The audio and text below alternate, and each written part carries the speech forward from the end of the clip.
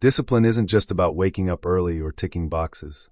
It's a fierce, unbreakable identity, a law you create to master your mind amid chaos. What if I told you your scattered thoughts and restless days aren't a flaw, but a sign you're missing something deeper? Today, we're unlocking 12 ancient Stoic laws that will rewire your brain, sharpen your focus, and transform how you live. Ready to stop chasing motivation and start commanding your life? Let's dive in, because real discipline is a silent power, and it starts right now. You just heard that discipline isn't just about habits, routines, or waking up early. It's far deeper. Discipline is a reflection of who you truly are. It's the outward expression of self-respect, the way you treat yourself in moments when nobody's watching. That's the heart of discipline. Ask yourself this: when you're alone, without an audience, without pressure, without applause, how do you behave? Do you honor your promises to yourself? Do you show up for your own goals? Or do you let your moods, your impulses, and your distractions run the show? Because make no mistake, discipline isn't about punishing yourself. It's about respecting yourself enough to refuse the easy way out. Far too often, discipline is misunderstood as cold, harsh, or joyless. People think it means saying no to everything that feels good, and yes to suffering. But real discipline, true discipline, is self-love in action. It means choosing what strengthens you over what soothes you in the moment. It's about long-term vision winning over short-term comfort. Picture this: it's 6 a.m., your alarm blares, and every fiber in your body begs for just 5 more minutes. You could easily slide back under the covers and convince yourself that rest is the priority. But instead, a different voice, the voice of your deeper self, whispers, your goals matter more than your mood. That tiny act of sitting up, stretching, getting out of bed, that's discipline made visible. That's self-respect in motion. Or imagine sitting at a dinner table surrounded by friends indulging in foods and drinks that pull you away from your health goals. The social pressure to join is intense, because belonging is a primal human need. But instead of succumbing, you pause. You breathe. You remember why you started. That choice isn't just about calories. It's reclaiming authorship of your own life story. It's choosing integrity over indulgence when no one else is watching. This kind of discipline reshapes how you move through the world. When you respect your own time, your own boundaries, others begin to notice, and respect them too. You walk with a quiet confidence, not arrogance, but a grounded authority that comes from knowing you live in alignment with your values. You speak differently because you've proven to yourself that your word is your bond. But here's the brutal truth: discipline isn't easy. It forces you to confront the shadows you hide from. It reveals the excuses you tell yourself, that I'll do it tomorrow, that this one time won't hurt, that I'm just too tired today. It demands honesty, radical honesty with yourself. That's why so many people avoid discipline. They'd rather live in the comforting illusions of later than face the discomfort of now. And this is where Stoicism offers clarity. The Stoics didn't wait for motivation or the perfect moment. They understood that motivation is fleeting, discipline is reliable. They chose to act intentionally, over and over, because every disciplined choice is a vote cast for the person they want to become. So ask yourself, where in your life have you been abandoning yourself? Where have you given away your future for a moment's relief? What would change if you showed up for yourself with the same loyalty, consistency, and love that you show to others? Because discipline isn't a switch you flip on and off. It's a lifestyle, a declaration: I matter. My time matters. My purpose matters. I refuse to waste this life. You don't have to overhaul everything overnight. Start small. Keep one promise today. Reclaim one morning. Make one intentional decision. These micro-commitments build trust between you and the person you're becoming. And trust with yourself is the foundation of true freedom. Think about it. The real flex isn't waking up at 5 a.m. It's keeping your word to yourself when no one's watching. It's building a self you can rely on. And that's the kind of freedom no one can give you, and no one can take away. But here's a question many never ask. What kind of discipline really fuels you? Not what looks impressive on social media, not what fits the productivity trends or what worked for your favorite influencer. What matches your temperament, your rhythms, your unique nature. The Stoics were clear. Discipline isn't one size fits all. Marcus Aurelius, Epictetus, Seneca, they all lived differently, had different challenges, but they shared one principle: live by your own law. Don't copy someone else's system blindly. Discover what fits your nature. That's how discipline becomes sustainable and real. Imagine a soldier and a poet. The soldier thrives on structure, strict schedules, physical training. The poet needs long stretches of solitude, bursts of inspiration, and chaos to create. Both are disciplined, but their discipline looks different because it matches who they are. So what about you? Have you paused to consider your own nature? Maybe you're trying to force yourself into someone else's mold, waking up at dawn because that's what winners do, but your body and mind resist. That's a sign your discipline isn't aligned with your true self. When discipline fits you, it stops feeling like a battle. It becomes home. It supports your clarity, protects your focus, honors your design. It's less about willpower and more about congruence. Now, as we move forward, we'll dive into how to build discipline that matches your nature, not what others expect. How to craft a personal code that fuels your growth without draining your spirit. That's next. Stay with me. When we talked about discipline as self-respect, you began to see discipline not as punishment, but as an act of honoring yourself, keeping promises when no one is watching, making choices that build your future quietly but powerfully. Now it's time to take the next big step, understanding that discipline isn't one size fits all. You can't just copy what works for someone else and expect it to stick for you. You have to build discipline that matches your nature, your unique rhythm, your strengths, your personality, and your circumstances. Because here's the truth many people don't realize. Discipline that doesn't fit your nature becomes a cage, not a catalyst. It feels suffocating. It's a battle you lose every single day. You wake up tired of the struggle, frustrated by the rules you never created for yourself. Imagine trying to live by someone else's schedule, their habits, their routines, their definition of success. It might look good from the outside, waking up at 5 a.m., ice baths, marathon training, 10,000 steps a day. But if that's not how your body, mind, and spirit operate best, it's a losing game. This is exactly why the Stoics didn't push for rigid uniformity. Marcus Aurelius, Epictetus, Seneca, all different men with very different lives, different struggles, different temperaments, yet they found their own versions of discipline. Their laws weren't about fitting into a mold. They were about knowing yourself deeply and designing a life of structure that flows with who you truly are.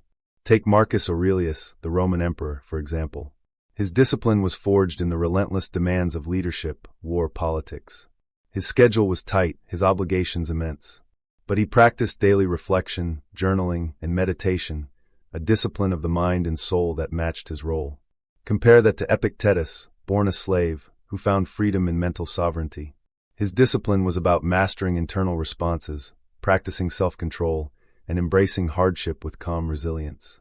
Different lives, different rhythms, but the same principle, discipline built on personal truth. So how do you find discipline that matches your nature? First, ask yourself, what rhythms bring me energy instead of draining it? Are you someone who thrives in the early morning stillness, or are you more creative and focused late at night? Some people's minds fire best with quiet solitude. Others need bursts of social interaction to recharge. Some need strict schedules. Others require flexibility to perform their best. There's no right or wrong. There's only what works for you. Next, reflect on your strengths and weaknesses. Are you naturally patient or impulsive? Do you get overwhelmed by too many tasks, or do you need a full calendar? For example, if you're someone who finds a rigid 5 a.m. wake-up call torturous, trying to force it day after day won't build discipline. It'll build resentment. Instead, maybe your discipline involves setting boundaries around late-night screen time, or dedicating a quiet hour in the afternoon to deep focus. Or maybe you're the opposite. You wake up energized and want to harness that momentum early, and that's your discipline, capitalizing on your natural flow rather than fighting it. This leads to the essential mindset shift. Discipline is not about force. It's about alignment. It's not about beating yourself into submission. It's about creating a structure that feels like home for your mind and body. Now, here's a practical example. Picture two people committed to fitness. Person A wakes up at 4:30 a.m., hitting the gym before dawn because their mentor told them, that's what successful people do. But they dread every moment. They constantly hit snooze, feel exhausted, and secretly hate the routine. Person B knows they're not a morning person. Instead, they schedule workouts in the early evening, after their workday ends, when their energy is high and their mind is calm. They don't brag about early mornings, but they consistently move their body because the routine fits who they are. Guess who will sustain their discipline longer? Who will avoid burnout? Who will eventually get results? The answer is clear. Discipline rooted in purse. And this isn't just about schedules. It's about the whole approach to your habits and goals. Do you know why so many resolutions fail? Because they're built on borrowed systems, on hype, on what looks good on Instagram. They aren't tailored to you. The Stoics remind us that true mastery begins with knowing yourself, your fears, desires, limits, and gifts, and building from there. It's about crafting your own internal law. That law becomes your anchor when distractions flood in, when motivation fades, and when life tests your resolve. You won't need to rely on motivation alone, because your discipline will be rooted in your identity and your authentic flow. Now, here's the most liberating part. You get to design this. No one else owns your rhythm, your energy, your mind. You can borrow ideas, yes, learn from others. But ultimately, your discipline is a sacred contract with yourself. The question is, are you living your discipline or someone else's? Because if you're constantly fighting your nature, you're fighting yourself. That battle drains your energy, steals your joy, and ultimately breaks your commitment. But when you align, something remarkable happens. Discipline stops being a chore. It becomes your ally. Your quiet power. Your steady force that pushes you through resistance, not with struggle, but with flow. So today, ask yourself, what parts of my current routine feel unnatural, forced, or draining? What small changes can I make to honor my true rhythm? How can I respect my strengths and work around my weaknesses? Building discipline that matches your nature isn't about perfection. It's about self-honesty. It's about kindness. It's about being your own architect, creating a structure you want to return to every day, even when life gets messy. And once you start building that foundation, you'll be ready for what comes next. The hard truth that without order, even the best discipline will pay a silent price. Because chaos doesn't always scream. It whispers. And that's exactly what we'll explore in Law 3. Without order, you pay in silence. Remember, discipline built on someone else's model is a house on sand. Discipline built on your nature is a fortress. And that fortress will carry you through the storms to come. Let's keep going. Now that you've begun to understand how discipline must match your nature, how forcing a routine that doesn't fit you only leads to burnout and resentment, it's time to confront a truth that's less obvious but no less dangerous. Without order, you pay in silence. Disorder doesn't announce itself with a bang. It creeps in quietly, almost imperceptibly, whispering in the cracks of your daily life. It's in the skipped workouts, the unread messages, the cluttered desk, the half-finished projects piling up, the to-do list that grows longer every day but never gets done. Disorder is the slow poison of the mind and soul. You don't realize it at first. It's subtle. It doesn't slap you awake. Instead, it drains you little by little, hour by hour, decision by decision. And one day you wake up feeling heavy, not physically but mentally and emotionally. You wonder, why do I feel so stuck? So overwhelmed? Why do I feel like I'm constantly behind, no matter how hard I try? That's the cost of disorder. The Stoics knew this. They understood that chaos in your external world reflects chaos in your inner world. When your mind is cluttered, your actions become scattered. When your time has no structure, your life becomes reactive. When your days lack rhythm and purpose, your soul loses peace. This isn't just about productivity. It's about presence, about clarity, about becoming who you want to be instead of drifting aimlessly. Let me be clear, disorder doesn't scream for attention. It punishes slowly and silently. Maybe you've stopped journaling consistently. Maybe you check your phone first thing in the morning, and again every few minutes after. Maybe you postpone important conversations or delay working on your goals because it's easier to distract yourself. These small acts of disorder seem harmless, but they add up, draining your energy, fogging your mind, and stealing your time. Seneca, one of the great Stoic philosophers, warned us about this exact thing when he said, "It is not that we have a short time to live, but that we waste much of it." And so much of that waste comes not from laziness, but from a lack of order. When your time lacks direction, the world will give it one for you. Distractions don't ask for permission. Notifications don't knock politely before interrupting your focus. And chaos always finds a way in when you haven't built walls strong enough to keep it out. Here's the real danger. You won't always feel the consequences immediately. You might get by for weeks or months or even years, thinking you're just busy or flexible. But beneath the surface, disorder is eroding your foundation. Your mind, your body, your relationships, they all suffer quietly. This is invisible slavery, the kind that doesn't make headlines but steals years of your life. Now, I'm not saying order means rigidity. I'm not talking about micromanaging every second or turning your life into a lifeless routine. True order is different. It's mental architecture that protects your growth instead of sabotaging it. It's containers you build for your day, rituals, boundaries, habits that support you. Your morning routine, your focus blocks, your reflection times, your phone curfew, they aren't restrictions. They're acts of rebellion against the chaos that's trying to pull you under. They're mercy for your mind and energy. When you reclaim order, you reclaim power, the power to choose, to act intentionally, to lead your life instead of being led by it. Stoicism calls us to this, not to control the world, but to control our orientation to it. Because control isn't about domination. It's about mastery over yourself. So here's the question you need to ask. What have I been tolerating that quietly drains me? Where have I let small disorder become daily weight? Is it the clutter in your space, the mental tabs you've left open, the conversation you keep avoiding, the project you keep pushing back because it scares you? Name it. Face it. Make a decision, not a perfect one, but a clear one. Because the longer you live without order, the more you suffer in silence. Not from dramatic failure, but from quiet erosion. And that's the kind of suffering that never makes the news, but kills your potential. So build order in your mind, your time, your space, not to impress others, but to finally give yourself the structure you've been craving. Because discipline without order is just effort without direction. And order is the blueprint that sets your freedom in motion. Next up, we're going to explore another hidden danger. How success can actually make you soft. How the moment you think you've arrived is exactly when the real threat to your discipline begins. Because discipline isn't just for the struggle. You just learned how disorder silently drains your power when you lack order in your life. But now let's flip the coin and talk about a sneaky enemy that creeps in when you think you've made it, when success starts to soften your edges. Because success? It can make you soft. Yeah, it sounds counterintuitive. We chase success like it's the holy grail, the finish line, the ultimate validation.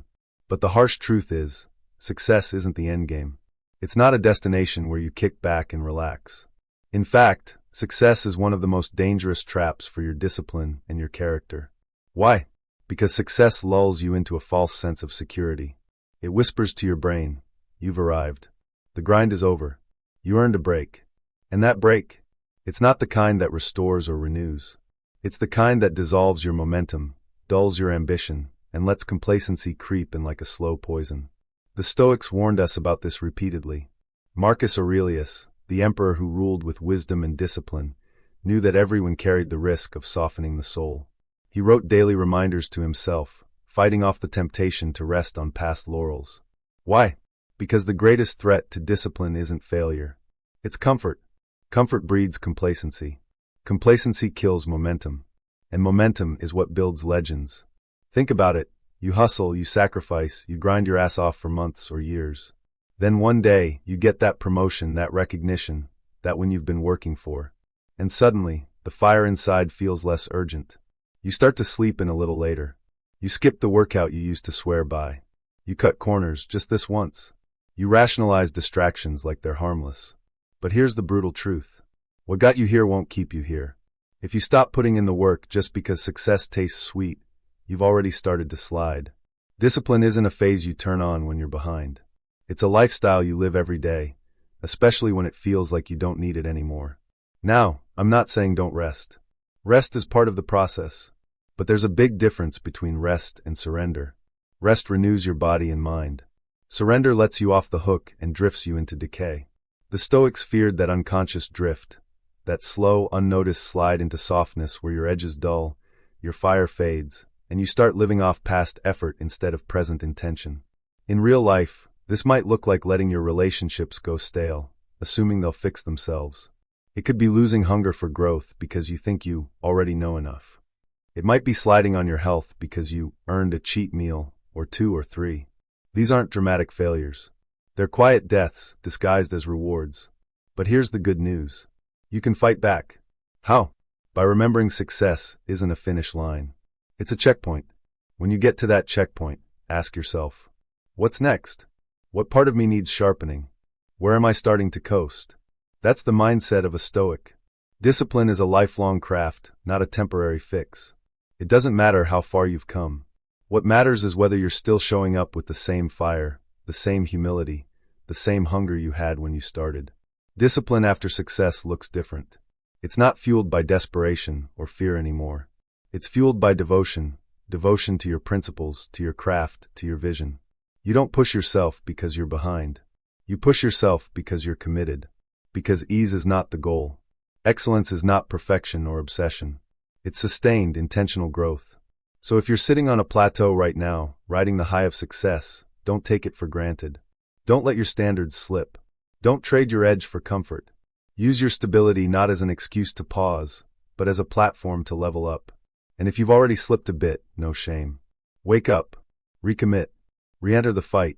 Not because you're losing, but because you remember who you are. Discipline built you, and only discipline will keep you. Remember, true success isn't about winning once. It's about winning over and over. It's about becoming the person who never stops, never settles, never softens, because the real champions know that the climb never ends. It just keeps getting steeper. So guard your discipline like your life depends on it, because it does. You want to be more than a one-hit wonder in your own story? Then don't rest on your laurels. Refine your edge, sharpen your focus, and get ready to move into the next battle. Coming up next, we'll tackle a secret that keeps most people stuck forever, waiting for motivation. But motivation is a lie, a trick your brain plays to keep you comfortable. If you want discipline that lasts, you have to move, even when you don't want to. You just heard how success can lull you into softness, that slow fade of discipline that kills momentum and threatens everything you've built. Now here's the brutal truth about why most people get stuck in that trap. They wait for motivation, that elusive, fleeting feeling that tells you, now is the time. You're ready. You're inspired. But here's what the Stoics knew, and what science confirms today. Motivation is a byproduct, not a prerequisite. Motivation doesn't come before the work. It comes from the work. Waiting to feel motivated before you act is like waiting for a green light that might never come. How many days have you lost, stuck in that waiting game? Waiting for the mood to shift. Waiting for energy to show up. Waiting for some magical spark to strike. I'll start tomorrow. Just 5 more minutes of rest. I'm not in the right mindset today. Sound familiar? That's your ego talking. It's the part of you that craves comfort and avoidance, always louder than the part of you that craves growth. If you let that voice control you, you'll stay stuck forever. But discipline says no. Discipline says move. Even when you don't want to. Even when your body screams for rest. Even when your mind begs for distraction. Because action is what creates momentum. Action is what builds habits. Action is what rewires your brain to crave progress instead of comfort. Think about a craftsman or a sculptor. They don't wait until they feel inspired to pick up their tools. They show up. They work. And somewhere along the way, focus arrives. Momentum builds. Clarity returns. That's how discipline works. Action first, emotion follows. But we've built a culture that worships waiting. Waiting for the perfect moment. Waiting for the right mindset. Waiting for motivation. But life doesn't wait. Time doesn't wait. And if you want to build something meaningful, a strong body, a focused mind, a clear identity, you can't live at the mercy of how you feel. You must learn to move, especially when you don't want to. And that's where your true power lies. Let's get practical. You don't want to work out? Put on your shoes. Walk outside. Just 5 minutes. That's it. You don't want to write? Open the page. Type 1 sentence. You don't want to tackle that uncomfortable task? Set a timer for 10 minutes. Start anyway. The point isn't perfection. It's initiation. Once your body is in motion, your mind follows. What once felt impossible starts to feel inevitable. The Stoics understood this deeply. They knew the hardest part of discipline is the beginning. The first breath, the first step, the first shift from passivity to presence. That's where your power lives. Not in grand gestures or epic moments, but in consistent microactions. Microactions that ignore your mood and obey your mission. Ask yourself right now, what am I putting off because I don't feel ready? What would happen if I stopped needing to feel ready at all? Once you learn to act without motivation, you become something rare. Someone who shows up regardless. Someone who doesn't wait to feel powerful, because they already know they are. This is freedom. This is mastery. So how do you train yourself to move without motivation? Start small. Celebrate the smallest victories. Set tiny goals that require the least resistance. Make your starting easier than your not starting. Build momentum with a simple ritual, like putting your workout clothes next to your bed, or writing 1 sentence the moment you sit down. or simply breathing deeply and saying, "Let's begin." Each small step becomes a vote for the person you want to become. And with enough votes, your identity shifts. Your emotions start aligning with your actions. You stop feeling like you're dragging yourself. Instead, you're carrying yourself forward. Because discipline isn't a mood. It's a message. A message you send to your future self. One action at a time. Now, this doesn't mean you ignore how you feel. It means you acknowledge the discomfort, but don't let it dictate your choices. It means showing up, especially when it's hard. Especially when it's quiet. Especially when no one is watching. Because that's where discipline lives. That's where real transformation begins. Remember Epictetus' wisdom. First say to yourself what you would be, and then do what you have to do. That's not waiting for a feeling. That's making a decision. So next time you find yourself waiting for motivation, stop. Get up. Move. Even if it's just a small step. Because action builds momentum. Momentum builds habits. Habits build identity. And identity is the foundation of unshakable discipline. Coming up next, we'll dive into something powerful. How to live by conscious choice, not autopilot. How to wake up from unconscious habits and take control of your life. If you've been reacting to life without reflection, you're going to want to hear this. Stay tuned. You just learned the power of moving without waiting for motivation, taking control of your actions instead of waiting to feel ready. Now let's take it even deeper. Law 6 is about living by conscious choice, not autopilot. How much of your life is truly chosen, and how much of it is just reaction? How many decisions do you make from a place of awareness, and how many do you make unconsciously, driven by habit, impulse, or external programming? Let's be honest, most of us live on autopilot far more than we realize. We wake up and immediately reach for our phones, scrolling through distractions before our brains have even warmed up. We react emotionally to messages, news, or comments without pausing to ask if they serve us. We follow routines, engage in conversations, chase goals, but many times, these patterns aren't consciously chosen. They're just familiar. We're living by scripts handed down by society, family, culture, sometimes without even questioning if they align with who we want to be. Carl Jung said it best, "Until you make the unconscious conscious, it will direct your life and you will call it fate." If you don't slow down and ask hard questions, you'll live a life controlled by programming that's not yours. You'll think, "This is just who I am," when really, it's just what you've never questioned. This Law 6 calls you to wake up. To stop being a passenger in your own life. To start making choices with intention. Discipline at its highest level isn't just about effort or willpower, it's about awareness. It's about catching yourself in moments when you're about to react out of old patterns, and instead, choosing a different response. Pause before you answer that text in anger. Reflect before you indulge a destructive habit. Ask yourself, is this choice mine? Did I choose this, or am I acting from someone else's script? Here's where a lot of people get stuck. Because living consciously means confronting discomfort. It means breaking free from patterns that feel safe, even if they're harmful. It means taking responsibility for your actions instead of blaming circumstances or others. But freedom isn't found in denial or avoidance. It's found in ownership. Owning your habits, your reactions, your choices. It's about designing your life, not drifting through it. Let's get practical. Imagine you grew up in a family where achievement was the only way to earn love. Maybe now you overwork, pushing yourself beyond limits. But do you do it because you want to, or because you're programmed to seek approval? Or maybe you were taught to stay small, to avoid rocking the boat. So you sabotage your own progress, but call it humility or contentment. Or perhaps you avoid conflict not because you're peaceful, but because you're afraid. These unconscious patterns silently shape your reality every day. And they're not neutral. They carry power. They determine who you are, whether you realize it or not. Living like a Stoic means slowing down long enough to ask those hard questions. Why do I chase this goal? Why do I eat this way, speak this way, think this way? Does it truly serve me, or is it just familiar? When you start living by conscious choice, everything changes. You stop reacting to life like a leaf in the wind. You start creating your life with intention. You build habits deliberately. You no longer follow external currents blindly. Instead, you chart your own course. This doesn't mean throwing away everything from your past.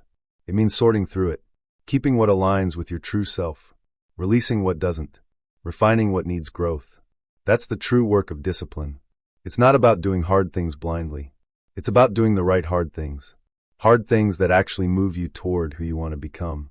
In everyday life, this might look like shifting your morning routine from scrolling through social media to sitting in silence or journaling. Catching yourself before reacting in anger and choosing curiosity instead. Letting go of long-held beliefs that no longer serve your growth. These moments may seem small, but they're revolutionary because they're no longer unconscious. They're chosen. Pause for a moment right now. Reflect. Where am I still living by default, not design? What part of my discipline is really just fear in disguise? What would it look like to act not from habit or pressure, but from truth? The power of discipline isn't just in the doing. It's in the deciding. And when your life fills with choices made from presence, not programming, that's not just order. That's freedom. The freedom to become the person you were meant to be. And here's the beautiful irony. The more you live consciously, the easier discipline becomes. Because discipline isn't a fight. It's alignment. It's flow. It's coming home to yourself. So remember, Law 6 is your call to wake up. To refuse to let your life be controlled by unconscious reaction. To become aware, present, and intentional. And to choose, moment by moment, who you will be. Coming up next, we'll explore the secret power of private discipline. How the choices you make when no one is watching, those silent moments, define the character you build. Stay with me. You've learned how conscious choice transforms your life from autopilot to intention. Now let's dive into a powerful truth that the Stoics lived by. What you do in private defines who you become in public. This isn't just a catchy phrase. It's a law of nature and discipline. Your character, your integrity, your strength, they're forged not under the spotlight, but in the quiet, unseen moments. When no one is watching, when there's no applause, no pressure, no audience, that's where the real work happens. Think about it. Who are you when you're alone?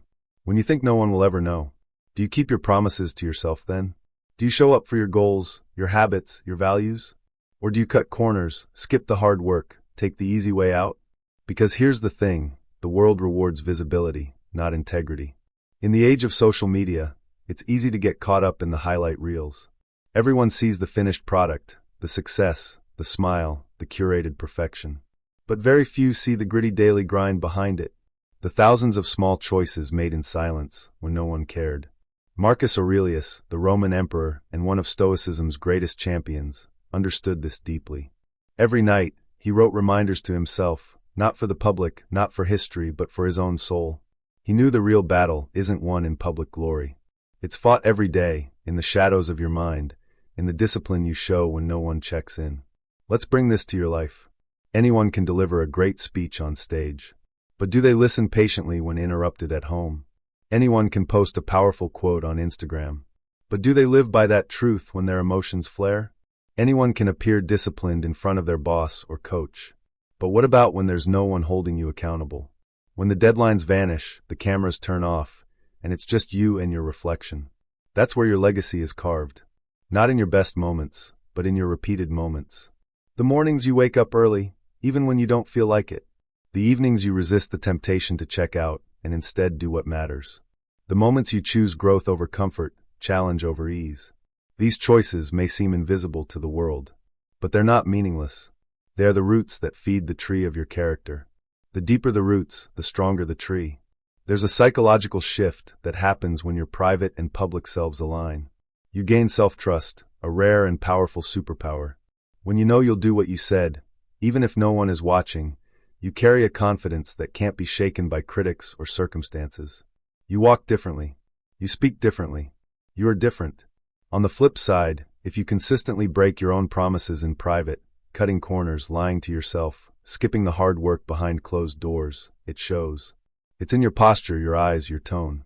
It erodes your confidence slowly, quietly. Because deep down, you know you can't fully rely on yourself. That's why Stoic discipline isn't about impressing others. It's about impressing upon your own soul the weight of your choices. It's about treating your alone time as sacred, as the training ground for the person you want to be, whether anyone ever notices or not. Ask yourself right now, who am I when no one's watching? When the camera's off, the door is closed, and the only witness is my own conscience. That unfiltered, unpraised version of you is the one building your future. And the more aligned that private self becomes, the easier it is to shine in public. Because you're not performing. You're simply being. Now, you might be thinking, but what about external accountability? Don't we need others to push us? Accountability is helpful, yes. But true discipline doesn't rely on it. It begins within. It's your inner voice, your commitment to yourself, your daily decisions that build an unshakable foundation. This is where many people falter. They perform well when watched, but fall apart when left alone. They chase applause and external validation. But the applause fades. What remains is the character you built in private. So make your private moments count. Guard them fiercely. Show up for yourself when no one else will. Because that's the real victory. And here's another truth. Public success without private discipline is fragile. It crumbles at the first sign of adversity. But private discipline, the kind that becomes a habit, makes you resilient. It prepares you for the storms ahead. When challenges come, and they will, your foundation won't shake. Why? Because it's built brick by brick, moment by moment, in solitude. You don't need perfection. You don't need to be flawless. You just need consistency. Consistency in the small, silent choices. Consistency in honoring your word. Consistency in doing what's right, not what's easy. When you live this way, you don't just build success. You build a legacy. A life others may admire. But more importantly, a life you can respect. So, as you move forward, remember this. The spotlight is fleeting. The crowd's cheers are temporary. What lasts is who you are when no one's watching. Your private discipline is the foundation of your public life. It defines your character. It shapes your destiny. Up next, we'll explore how modern life's dopamine overload steals your focus, and how you can reclaim control by rewiring your brain for meaningful rewards. Stay tuned. Up until now, you've learned that your private discipline builds your public strength. But there's a modern enemy silently hijacking your mind, dopamine. Dopamine isn't the villain itself.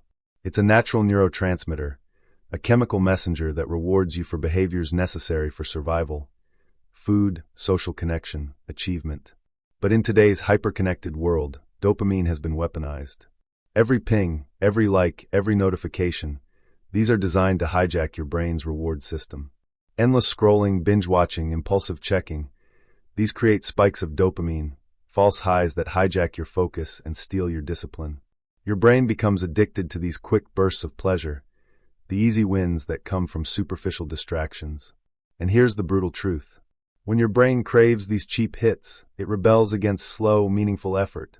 Sitting down to work, reading a book, exercising, reflecting, these don't deliver the instant gratification your rewired brain now demands. It says, "This is boring. Give me something faster."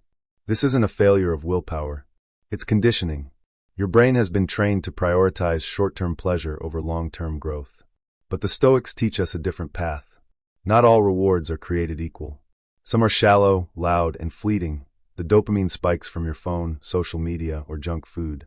Others are deep, quiet, and lasting, the satisfaction of mastery, of keeping your word, of progress aligned with your values. Taming dopamine means learning to rewire your brain.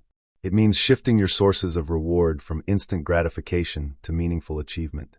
Let's break it down. Dopamine itself isn't the enemy. It's how your environment has been engineered to exploit it. Every notification, like clip and scroll, teaches your brain to expect easy hits of pleasure without effort. This hijacks your natural reward system and makes discipline feel like a losing battle. So how do you fight back? The Stoics wouldn't say eliminate pleasure. They'd say replace it. Replace shallow, artificial rewards with deeper, more fulfilling ones. Instead of binging mindlessly, find joy in completion, finishing the book, closing the task, building momentum.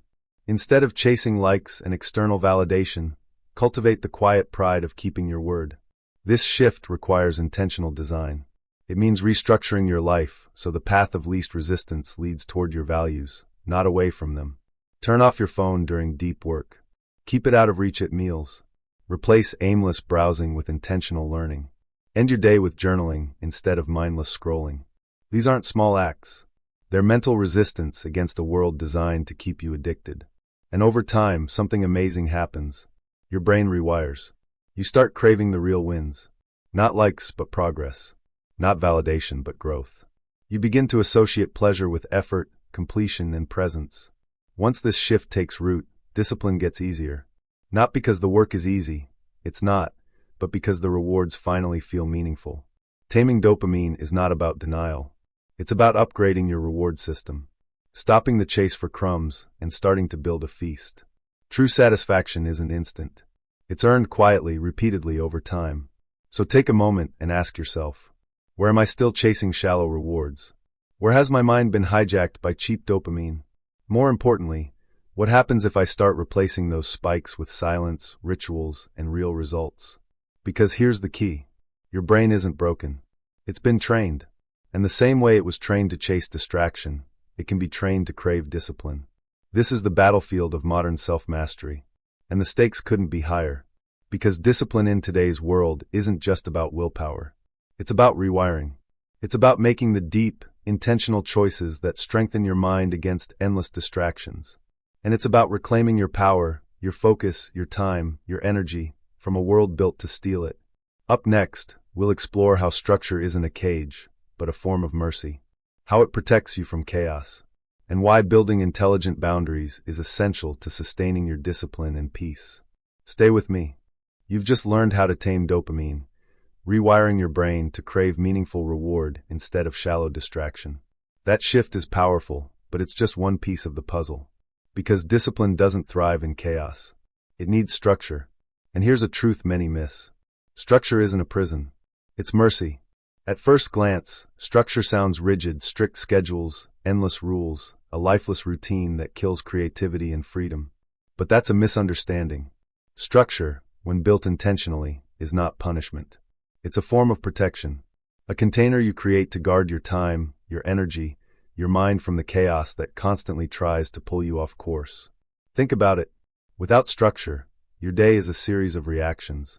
You wake up, reach for your phone, respond to every notification, jump from task to task, follow every impulse. Hours slip by in a blur. You feel busy but lost. Exhausted but unfulfilled.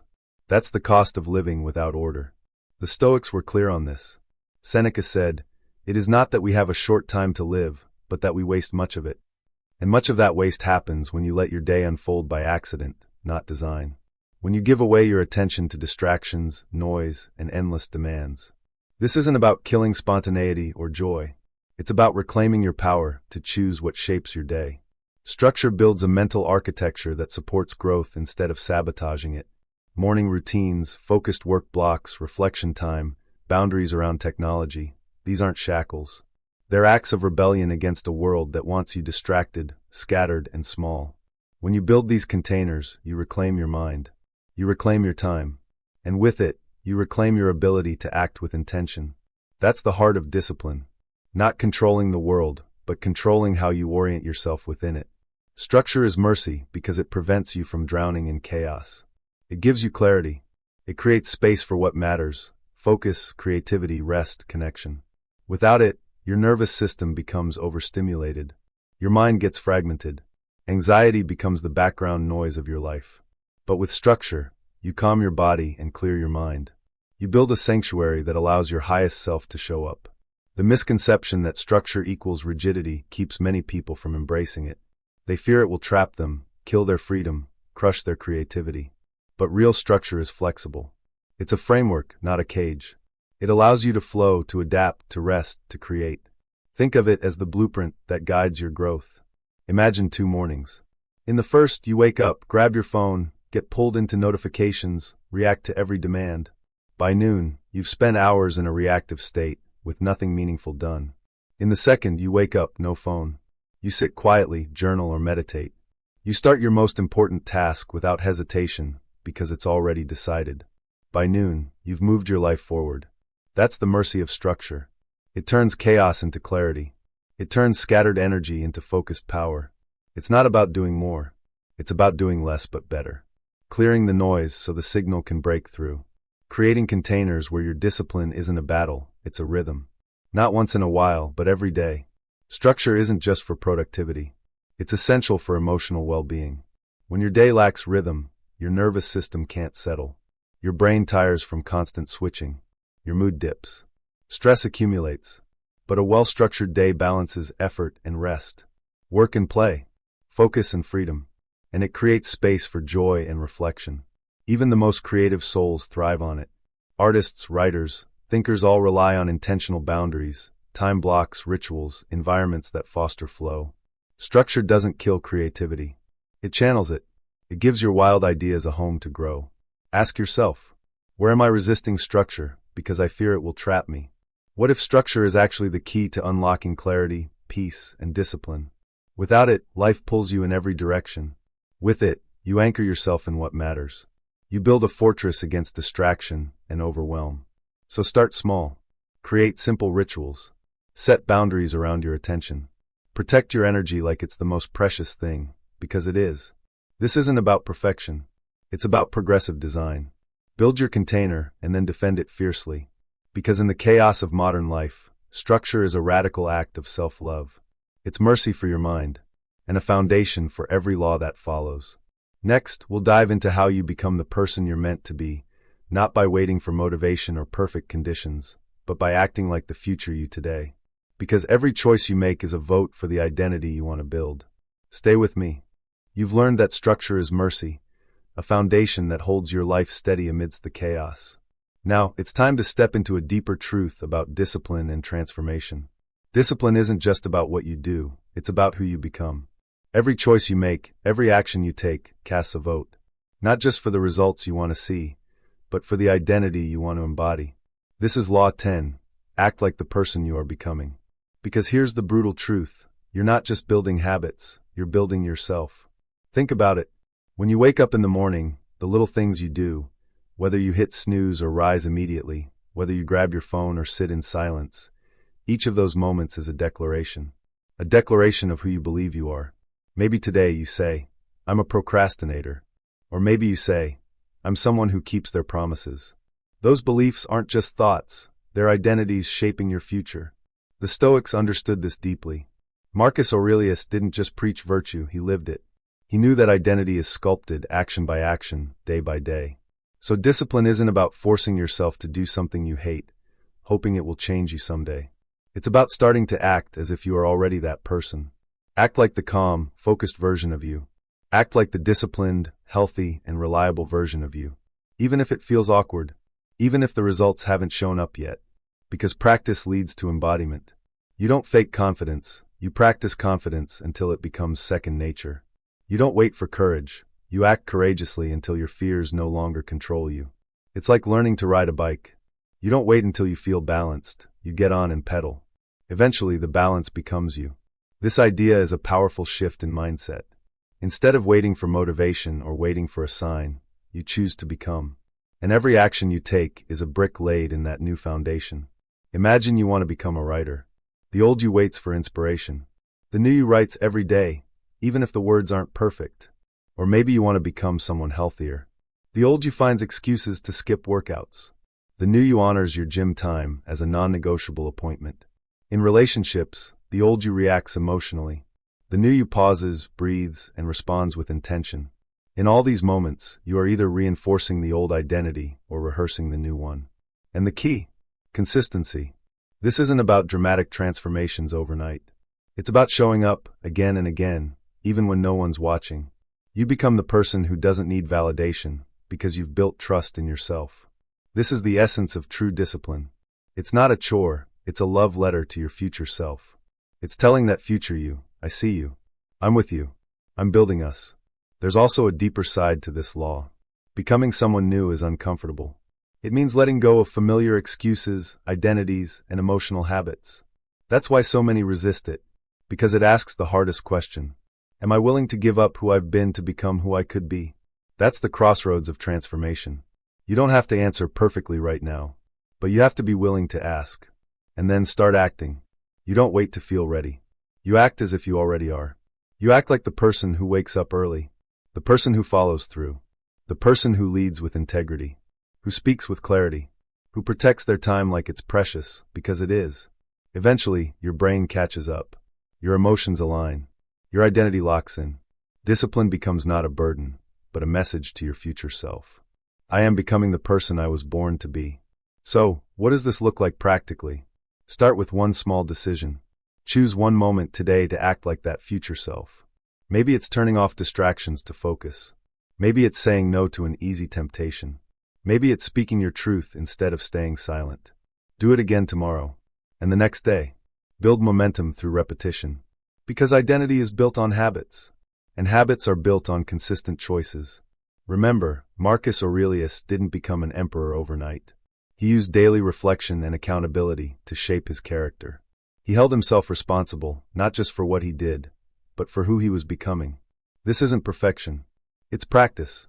It's commitment. It's patience. The result? You don't just achieve goals, you transform your entire life. You stop being at war with yourself. Instead, you become an ally to your highest potential. This law leads you to the next one. Every minute is a brick in the temple of your life. In other words, the time you spend now is shaping who you are. Are you building a foundation that will stand? Or are you letting it crumble under neglect? Stay tuned as we explore how to build your life minute by minute, with intention, respect, and unshakable discipline. Because this journey isn't about speed. It's about consistency. It's about becoming. You've started acting like the person you're becoming, living each moment with intention, consistency, and discipline. But now it's time to zoom out and see the bigger picture. Because Law 11 is about time, how every minute, every second, is a brick in the temple of your life.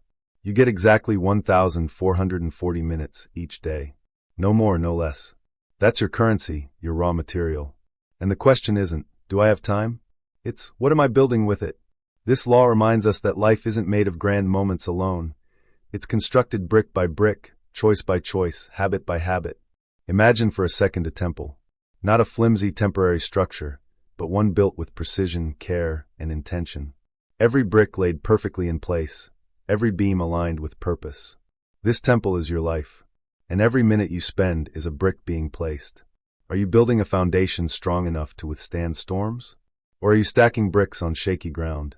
Because let's be honest, most people waste their minutes without even realizing it, scrolling endlessly on social media, getting lost in meaningless distractions, postponing meaningful work, reacting to every notification and impulse. At first, it feels harmless, like a quick break or a little rest. But those minutes add up. Days become weeks. Weeks become months. And before you know it, you've lost hundreds of hours you'll never get back. Seneca, the great Stoic philosopher, warned us about this centuries ago. He said, "People are frugal in guarding their personal property, but wasteful of their time." Why? Because time is different. It's the one resource you can't replace. You can make more money. You can mend relationships. You can regain health. But you can never get lost time back. Every minute spent without intention chips away at the temple you're meant to build. Now think about someone you admire. Not because of their fame or wealth, but for their strength of character, their consistency, their quiet power. That person wasn't built by a single moment. They were shaped minute by minute, by the way they responded to challenges, by how they structured their day, by how they invested their focus, by the quality of their relationships and the integrity of their words. This isn't just a metaphor. It's real architecture, and you're building your temple right now. When you spend 30 minutes a day scrolling mindlessly, it might seem insignificant. But over a year, that's 11 entire days lost to distraction. On the flip side, writing for 30 minutes daily adds up to an entire book. Reading for 15 minutes a day floods your mind with wisdom. Reflecting for 10 minutes gives you insights into your own patterns and growth. It's not about the quantity of time. It's about the intention behind it. That's why the Stoics practiced daily reflection, journaling, planning, and prioritizing. Because if you're not building with your minutes, you're eroding. There is no neutral. Every minute matters. But this doesn't mean you have to be productive every second. That's a lie society sells, a recipe for burnout. Rest matters. Joy matters. Presence matters. But when you rest or play, do it fully. Don't waste moments with guilt or mindless escape. That fragmentation, that splitting of attention, it burns you out more than work ever could. So what does living this law look like practically? Start your day differently.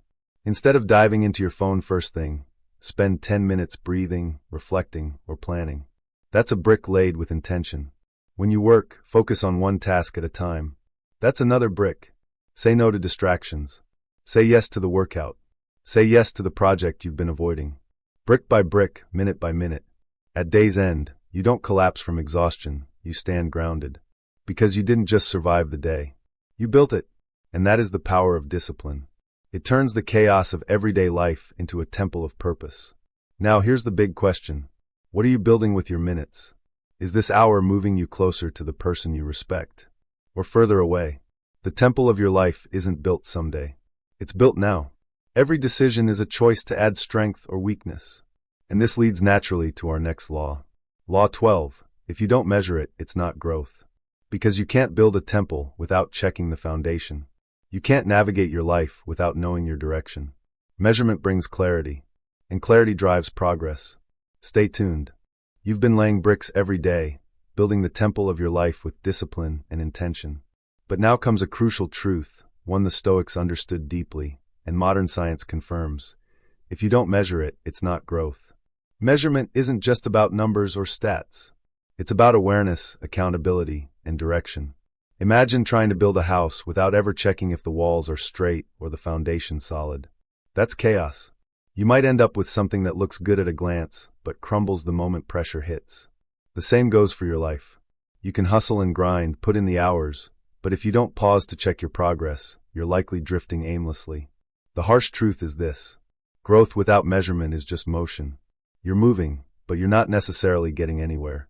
You're putting in effort, but without clarity, it's effort wasted. The Stoics knew this. They didn't just preach discipline and virtue. They practiced daily self-examination. Marcus Aurelius, the emperor and philosopher, ended each day by asking himself, "What did I do well today? Where did I fall short? What can I improve tomorrow?" This wasn't about self-criticism or guilt. It was about learning, adapting, and getting better. Because what gets measured gets respected. Without measurement, your intentions remain vague. Your habits become hollow. Your goals lose their gravity. Think about it. How often do you set a goal, say, "I want to get fit," or "I want to be more disciplined," but then never track your workouts or your progress? How many times do you say, "I want to read more," but never count the books or pages you actually finish? Without tracking, how do you know if you're improving? Without feedback, how do you course correct when you stray? Measurement is the compass that keeps you on course. It's the bridge between intention and results. It transforms vague desires into concrete actions. But measurement isn't just about rigid data. It's about reflection, journaling your wins and losses, noticing patterns in your behavior, recognizing triggers that derail you, and celebrating progress, even the small wins that often go unnoticed. You don't need a fancy spreadsheet or expensive app. Sometimes all you need is a simple habit tracker, or 5 minutes at night to write down what went well and what didn't, or a weekly review to see if your actions align with your values. Measurement brings clarity, and clarity breeds power, because once you see where you're slipping, you can change. Once you recognize what works, you can do more of it. Without that, you're stuck spinning your wheels. You're like a ship lost at sea, hoping the wind will carry you to the right shore. But discipline without awareness is just blind effort, and effort without direction leads nowhere. The difference between those who succeed and those who flounder often comes down to this simple practice: tracking your growth. Here's the reality check. Most people think growth just happens. They believe effort alone is enough. But effort without feedback is like shooting arrows blindfolded. You might hit something, but you won't know where or why. And you certainly won't know how to improve. Measurement is what turns effort into skill. It turns habits into mastery. It turns potential into achievement. So ask yourself, how often do I check in with myself? Do I have a system to track my progress? Am I honest when I evaluate my actions? What patterns am I repeating that hold me back? What small wins can I celebrate to fuel my motivation? If you can't answer these clearly, you're not alone. Most people don't track. Most people guess. Most people drift. But you don't have to. The Stoics remind us that excellence is not an act, but a habit. And habits don't form by accident. They form by attention. Attention comes from measurement. Without it, your discipline is a house built on sand. With it, your discipline becomes a fortress. Measurement also guards you against complacency.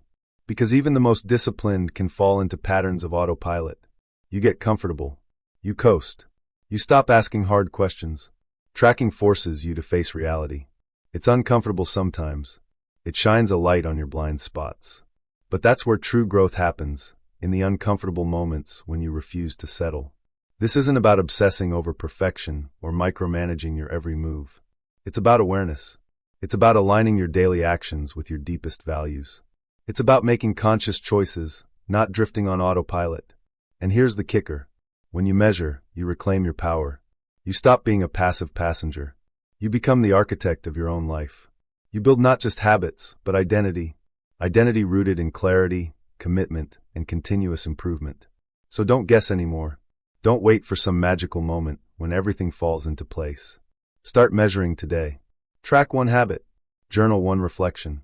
Review one goal. It's not about perfection, it's about presence. Presence in your own life. Because when you measure, you respect. When you respect, you grow. And when you grow, you become unstoppable. That's the real power of discipline. Not blind effort, not fleeting motivation, but intentional, measurable, unstoppable growth. And as we prepare to close this journey through the 12 Stoic laws for mental order, remember this. Discipline isn't a punishment. It's a gift. A daily gift you give yourself, a promise to show up, to build, to become. Your mind is your temple. Your time is your most precious brick. Measure wisely, build boldly, and live fully. You've walked with me through 12 powerful laws, Stoic laws, that redefine discipline not as punishment, but as freedom. Not as a burden, but as a path to your best self. Think about it. Discipline is the invisible architecture of your life. It's the foundation beneath every success, every calm moment, every decision that shapes who you are becoming. You've learned that discipline is self-respect made visible, the quiet promises you keep when no one's watching. You've discovered that building discipline means honoring your unique nature, not borrowing someone else's rhythm, but creating your own code. You understand now that without order, the chaos of life slowly erodes your potential in silence. You see how success, if unchecked, can soften your edges, and why you must stay sharp. You've grasped why waiting for motivation is a trap, and why moving without it is the real game changer. You've been reminded that true discipline means living by conscious choice, not autopilot, and that who you are in private shapes who you become in public. You've learned how to tame the dopamine-driven distractions of today's world to reclaim your focus and your reward. You've embraced structure as mercy, sacred containers that protect your mind and your mission. You've practiced acting like the person you're becoming, understanding that identity is forged in daily action. You've recognized that every minute is a brick building the temple of your life, and that wasting time is the slow erosion of your power. And finally, you've come to realize that if you don't measure your growth, you're just spinning your wheels, because clarity and progress demand accountability. Now the question is, what are you going to do with this knowledge? Because knowing is only half the battle. Action is everything. You don't need to overhaul your life in a single day. You don't need to become perfect overnight. What you need is to start right now. Make one promise and keep it. Track one habit. Build one structure. Measure one change. Show up for yourself one more time. The greatest freedom lies in this. The freedom to choose who you become every single moment. Discipline isn't about chains or cold routines. It's about power. Power to steer your mind, your time, and your destiny. Power to create a life that doesn't just survive the chaos, but thrives within it. And here's the truth that the Stoics would want you to remember. You don't have to wait for motivation, approval, or the right moment. You already have everything you need. Your future self is waiting for you to act like them today. So stop waiting for life to hand you clarity or strength. Step into your power. Own your discipline. Become the architect of your own mind. If this journey has spoken to you, then don't keep it to yourself. Share this video with someone who needs it. Tag a friend who's ready to take back their mind and their time. Because these aren't just laws, they're a call to reclaim your life. And if you're walking this path quietly with no applause, no shortcuts, just intention and grit, I see you. Keep building. Keep sharpening. Keep showing up like it matters, because it does. Your discipline today is your freedom tomorrow. Your small choices now become your legacy. Before you go, do this one thing. Hit that like button if you're ready to own your discipline. Subscribe for more wisdom that moves beyond motivation into true mastery. Comment below with the one law you're committing to live by starting right now. Your story of transformation starts with a single step, and I'm honored to be part of your journey. Remember, discipline isn't just a habit. It's a declaration, a message to yourself and the world that you matter. Your time matters. Your mission matters. And no one, not even you, can take that away when you live it fully. So let's rise quietly, intentionally, relentlessly, because the life you want is waiting on the other side of discipline. Thank you for being here. Thank you for choosing yourself. And until next time, keep building, keep becoming, and keep showing up.